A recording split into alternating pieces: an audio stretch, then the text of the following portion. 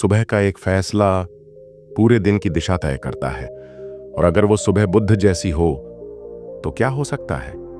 क्या आपने कभी सोचा है एक ऐसे इंसान की सुबह कैसी होती होगी जिसने मोह माया, भूख प्यास और मन की बेचैनी पर जीत पा ली थी?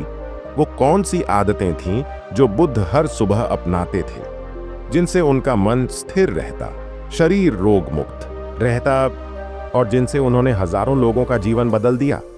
आज की इस वीडियो में हम जानेंगे बुद्ध की वो 10 गुप्त सुबह की आदतें जो अगर आपने अपनाई तो आप भी अनुभव कर सकते हैं वही शांति, वही तेज और वही आंतरिक शक्ति। वीडियो को अंत तक जरूर देखिए क्योंकि 10वीं आदत सबसे ज्यादा चौंकाने वाली और ट्रांसफॉर्मेटिव है। तो चलिए शुरू करते हैं एक नई सुबह की ओर बुद्ध की तरह। मैं चाहता हूं कि आप बस एक पल के लिए अपनी आंखें बंद करें और इसकी कल्पना करें। सुबह के 4:30 बज रहे हैं। हवा में हल्की हवा बह रही है। दुनिया अभी भी आधी नींद में है। आप पेड़ों की सरसराहट, दूर से किसी पक्षी की आवाज सुन सकते हैं और कहीं मंदिर की हल्की घंटी बज रही है। अब कल्पना करें कोई पहले से ही जाग चुका है, शांत, स्थिर, मौन, कोई फोन नहीं, कोई शोर नहीं, कोई हड़बड़ी नहीं, बस चुपचाप बैठा हुआ सांस ले रहा है। वह व्यक्ति सिद्धार्थ गौतम है जिसे अब हम बुद्ध कहते हैं। लेकिन रुकिए, यह कोई मिथक नहीं है, यह कोई कल्पना नहीं है, यह एक वास्तविक व्यक्ति है जो एक वास्तविक सुबह जी रहा है, वास्तविक चीजें कर रहा है, जिसने न केवल उसके दिन को आकार दिया है बल्कि उसके बाद लाखों लोगों के जीवन को भी। अब मैं आपको एक कहानी सुनाता हूं। कुछ साल पहले मुंबई में राघव नाम का एक युवक रहता था, 27 साल का, अच्छा खासा पढ़ा लिखा, आईटी में अच्छी नौकरी, लेकिन अंदर से वह टूटा हुआ था। हर दिन उसे भारी लगता था। वह देर से उठता, नाश्ता करने में जल्दबाजी करता, दांत साफ करने से पहले ईमेल चेक करता, ट्रैफिक में फंस जाता, दबी हुई आवाज में गाली देता और दिन शुरू होने से पहले ही थका हुआ ऑफिस पहुंच जाता। उसके पास पैसे थे, उसकी एक गर्लफ्रेंड थी, उसके पास वीकेंड पार्टीज और मुस्कुराहटों से भरी इंस्टाग्राम रील्स थीं, लेकिन शांति नहीं। एक दिन सुबह 3 बजे नींद न आने पर उसने यूट्यूब खोला और टाइप किया, शांति कैसे पाएं? एक वीडियो सामने आया। एक बूढ़ा साधु बुद्ध की सुबह की दिनचर्या के बारे में धीरे से बोल रहा था। राघव के अंदर कुछ क्लिक हुआ। उसी पल उसने फैसला किया, मैं ये कोशिश करना चाहता हूं, सिर्फ एक दिन के लिए। अगली सुबह उसने खुद को 5 बजे उठने के लिए मजबूर किया। आसमान अभी भी अंधेरा था। वह बिना फ्लाइट के इतनी जल्दी कभी नहीं उठा था। उसे नहीं पता था कि कहां से शुरू करे, इसलिए वह बस बैठा रहा, आंखें बंद, सांस लेते हुए। और कुछ जादुई हुआ। कई सालों में पहली बार उसने अपनी सांस सुनी।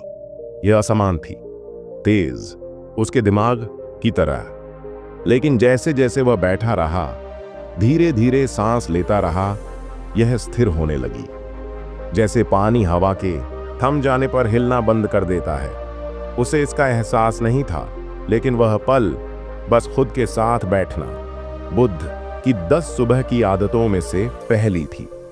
अगले कुछ हफ्तों में राघव और गहराई में चला गया। उसने अध्ययन किया, उसने अभ्यास किया और कदम दर कदम उसने खुद को बदला। किसी रात के चमत्कार से नहीं, बल्कि 10 शक्तिशाली सुबह की आदतों के जरिए, जिनका बुद्ध ने हर दिन अभ्यास किया। पहली आदत थी सूरज से पहले उठना, अनुशासन के लिए नहीं, उत्पादकता के लिए नहीं, लेकिन क्योंकि सुबह के समय एक तरह का मौन होता है जो दुनिया बाद में नहीं देती। बुद्ध ने इसे ब्रह्म मुहूर्त कहा। वह दिव्य समय जब मन अपने सबसे शुद्ध रूप में होता है। राघव 4 से 30 बजे उठने लगा। पहले तो उसे इससे नफरत थी, लेकिन जल्द ही यह पवित्र हो गया।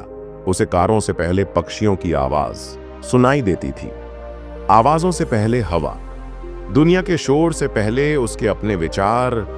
फिर दूसरी आदत आई, पहले 30 मिनट तक पूरी तरह से मौन, कोई फोन नहीं, कोई भाषण नहीं, कोई विकर्षण नहीं, केवल उपस्थिति। 29 मिनटों में बुद्ध अपने शरीर का निरीक्षण करते थे। नींद के बाद कैसा महसूस होता है? उन्होंने तनाव, दर्द, बेचैनी को महसूस किया और बस देखते रहे। राघव ने भी यही कोशिश की। उसे एहसास हुआ कि वह वास्तव में कितना बेचैन था। उसके कंधे जकड़े हुए थे, उसकी सांस उथली थी। 7 घंटे की नींद के बाद भी उसकी आंखें भारी थीं, लेकिन इसे ठीक करने के बजाय उसने बस इसे देखा और उस नोटिस में उसे शांति मिली। फिर तीसरी आदत आई, मनन पूर्वक सफाई। बुद्ध के लिए नहाना या चेहरा धोना यांत्रिक नहीं था, यह एक अनुष्ठान था, शरीर को याद दिलाने का एक तरीका। आपको सम्मानित किया जा रहा है, आप जीवित हैं। इसलिए राघव ने इंस्टाग्राम स्क्रॉल करते हुए अपने दांत ब्रश करना बंद कर दिया। वह धीमा हो गया, पानी को महसूस किया, साबुन की खुशबू महसूस की, और एक बार के लिए वह वहां था, विचारों में खोया नहीं, समय में खोया नहीं, बस वहां। चौथी आदत कुछ शक्तिशाली थी, कृतज्ञता। दिन की शुरुआत करने से पहले बुद्ध सांस, शरीर, भोजन और यहां तक कि उन चुनौतियों के लिए भी गहरी कृतज्ञता व्यक्त करते थे जो उन्हें सीखने के लिए प्रेरित करती थीं। राघव हर सुबह 3 चीजें लिखता था जिनके लिए वह आभारी था। पहले तो यह मूर्खतापूर्ण लगा, लेकिन धीरे धीरे इसने उसके दिमाग को फिर से जोड़ना शुरू कर दिया। ओह नहीं, एक और कार्य दिवस सोचने के बजाय वह सोचने लगा, धन्यवाद, मुझे जीने का मौका मिला, मुझे काम करने का मौका मिला, मुझे फिर से कोशिश करने का मौका मिला। उस एक बदलाव ने उसकी ऊर्जा को पूरी तरह से बदल दिया। फिर 5वीं आदत आई, एक शुद्ध इरादा निर्धारित करना। बुद्ध ने दिन की शुरुआत कार्यों से नहीं की, उन्होंने उद्देश्य से शुरुआत की। आज मैं नुकसान ना पहुंचाऊं, आज मैं सेवा करूं, आज मैं जागरूकता के साथ चलूं। राघव ने भी ऐसा ही करना शुरू कर दिया। संदेशों की जांच करने से पहले, अपना लैपटॉप खोलने से पहले वह अपनी आंखें बंद कर लेता और फुसफुसाता, आज मैं शांति से काम करूंगा, मैं दयालुता से बोलूंगा, मैं हर तूफान में सांस लूंगा। और कुछ अजीब हुआ, उसके दिन उसके इरादे की दिशा में मुड़ने लगे, परिपूर्ण नहीं लेकिन शांतिपूर्ण। छठी आदत, शरीर की हरकत। बुद्ध खिंचाव करते, चलते, दुनिया को जागते हुए देखते।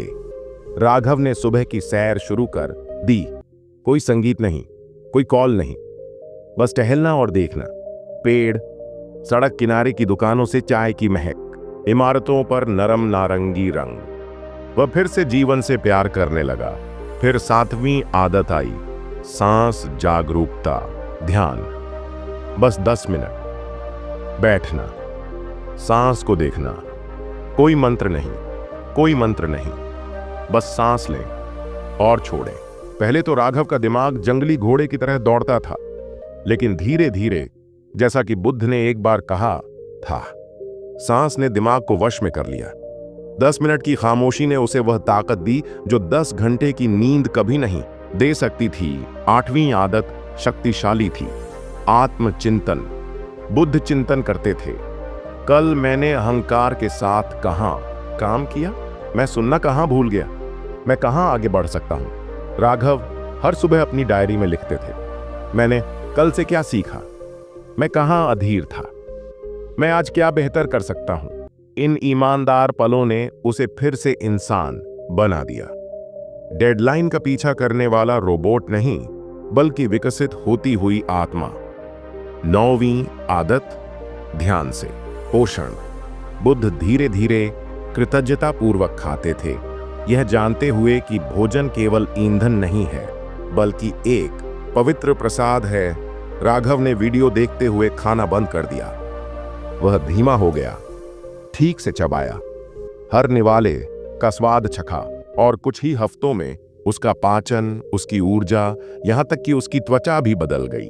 और अंत में 10वीं आदत, वह जिसे बुद्ध ने कभी नहीं छोड़ा, वह जिसे अब राघव जी ने जिया, करुणा। बाहर निकलने से पहले बुद्ध अपने दिल में कहते थे, सभी प्राणी खुश रहें, सभी प्राणी सुरक्षित रहें, सभी प्राणी मुक्त रहें। और अब राघव भी यही करता है, यहां तक कि जब उसकी बस लेट हो जाती है, यहां तक कि जब उसका बॉस चिल्लाता है, यहां तक कि जब जीवन उसकी परीक्षा लेता है, वह चुपचाप दोहराता है, यह व्यक्ति खुश रहे।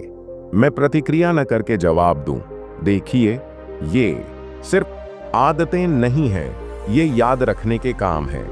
शोर के पीछे आप वास्तव में कौन हैं? आज राघव अभी भी आईटी में काम करता है, अभी भी उसकी डेडलाइन है, अभी भी दिल टूटता है, लेकिन वह अलग तरह से जीता है। वह सिर्फ अपनी सुबहों को जीकर नहीं जीता, वह उन पर मालिकाना हक रखता है, क्योंकि हर दिन वह दुनिया से पहले खुद से मिलता है और उस पवित्र मुलाकात में उसे किसी भी चीज का सामना करने की ताकत मिलती है। तो अगर आप यह सुन रहे हैं तो शायद यह कोई दुर्घटना नहीं है, शायद यह आपका भी निमंत्रण है, साधु बनने का नहीं, भागने का नहीं, बल्कि वापस लौटने का, अपनी सुबहों में, खुद के पास। एक बार में एक आदत, कल सिर्फ एक कोशिश करें, सिर्फ एक, और शायद राघव की तरह आपको एहसास होगा शांति कभी बाहर नहीं थी, यह तो बस आपके जल्दी उठने का इंतजार कर रही थी, उससे मिलने के लिए।